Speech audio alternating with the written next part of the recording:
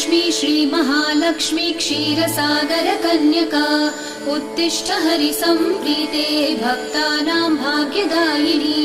श्रीलक्ष्मी श्रीमहालक्ष्मी क्षीरसागरकन्यका उत्तिष्ठ हरिसम्प्रीते भक्तानां भाग्यदायिनी।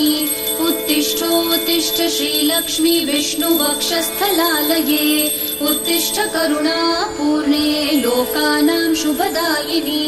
उत्तिष्ठोत्तिष्ठ श्रीलक्ष्मी विष्णुवक्षस्थलालये उत्तिष्ठ करुणापूर्णे लोकानां शुभदायिनी।